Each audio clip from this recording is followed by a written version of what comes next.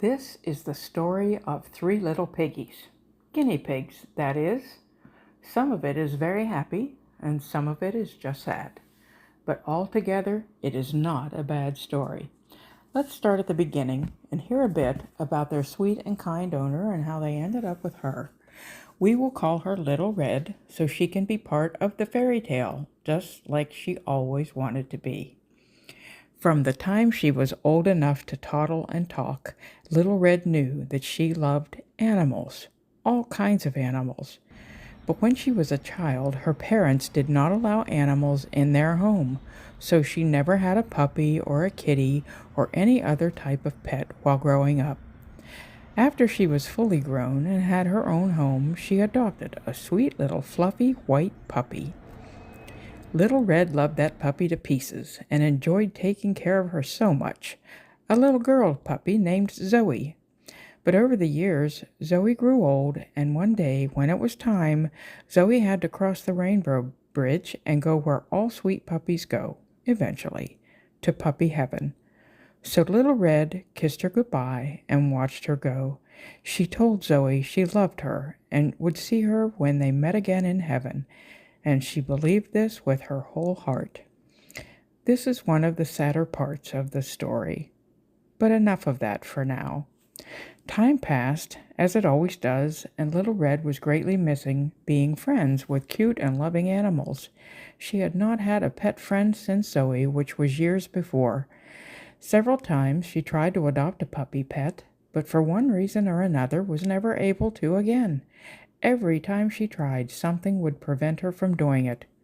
A bad windstorm, a flood, not enough money, or a landlord that wasn't very nice and said, "No pets allowed," every single time. One day she said to herself, "I have to find a way to make friends with some furry animal friends. I miss them so much." She had heard of a wonderful home for homeless animals. Dogs, cats, birds, reptiles, and friendly small animals. This home for homeless animals wasn't very far from where she lived, and she heard that they needed people to help them with taking care of those animals. They were in the business of trying to find loving and kind owners for the homeless animals, as well as caring for them in every way while the animals were there. The animals that lived there were those whose owners could no longer care for them, so they brought them to the best place they could. Like orphaned children, these furry little creatures had no real home or family to live with. Some of them were found wandering the streets. Some were very sick or injured when they arrived, and some had even been mistreated badly by some very unkind owners. So Little Red went to visit and talk with the people who managed this home for homeless animals, from now on referred to in this story as HFHA, Home for Homeless Animals. They were such nice people, but there weren't enough of them to keep up with all the work involved. Animals need a lot of care, cleaning their habitats, feeding them, bathing them, walking the dogs, petting and playing with all of them, making sure they have water, giving them medicine when they need it, taking care of their wounds if they have any, etc., etc. The HFHA also needed more help trying to find good, loving owners and families to adopt these homeless animals and give them an awesome home with people who would take loving care of them. So Little Red started working with this HFHA, mostly helping them find homes for the kitty cats. I know, I spelled it wrong. I spelled it with K's. This also allowed her to meet many of the animals and become friends with them. But she soon realized it wasn't enough. She still wanted pets of her own. While working there, she started to learn about the small animals they housed, like like mice, rats, hamsters, gerbils, bunnies, and a type she knew little about, guinea pigs. She decided to visit some of these little animals to see if they might be the kind she could take home to live with her. She saw the rats, and they were adorable, except for one thing. Their long tails kind of freaked her out. All she could picture was a rat wrapping that long tail around her arm and squeezing. Now, they would never do that, but she couldn't get past the thought. The hamsters and mice were adorable, but oh so small. And then there were the guinea pigs. Oh my goodness, she thought. They are perfect. And they come in so many different color variations and looks. Some with long hair, some with short, smooth hair, some kind of fuzzy looking, but all of them were so very cute, and they were just the right size. Little Red was in love. Little Red started learning all she could about guinea pigs. She read everything she could find out about them. She watched videos, and she visited the Piggies at the HFHA every day. She learned that although she could not have doggies or kitties at her home, she could have guinea pigs. What great news! She decided then and there that she was going to adopt two boy guinea pigs referred to as boars. The girls were called sows, but Little Red had fallen in love with two little boars who were already best friends. Best buds. They shared a room at the HFHA, and they were actually related to each other. Their names while at the HFHA were Pops, the older and uncle, and Bento, the younger and nephew of Pops. Pops was white with black and caramel areas, and Bento was very dark chocolate with a little white on his nose and neck and shoulder area, and he had one white leg and foot.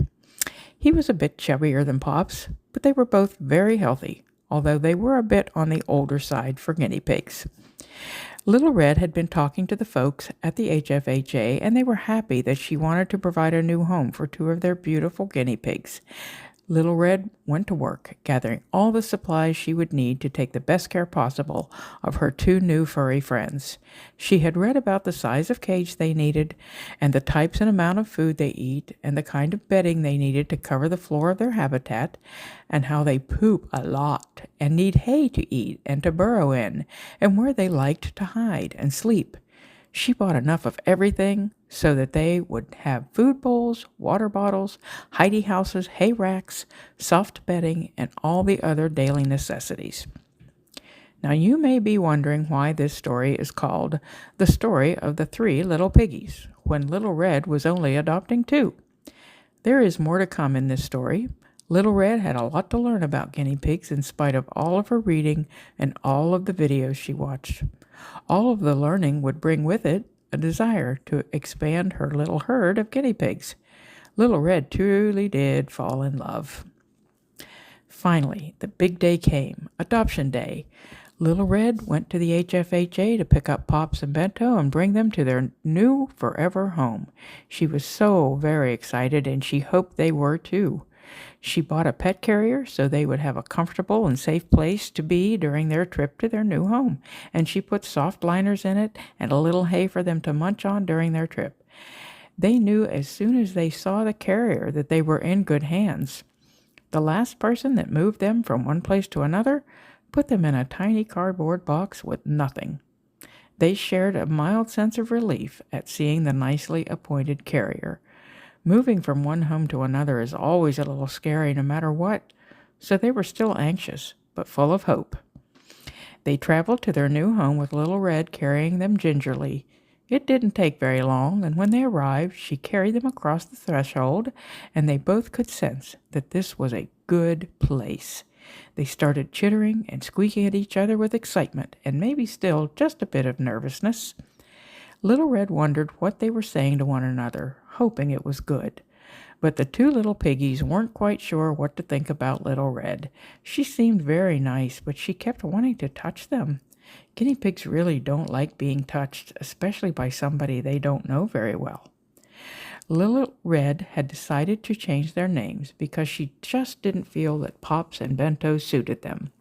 So Pops became Saul, officially Solomon, and Bento became Abe, officially Abraham.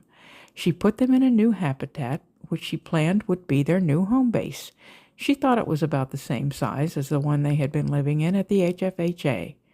Little Red didn't realize it yet, but it really wasn't big enough. Guinea pig boars like and need a lot of space. That's how they stay friends.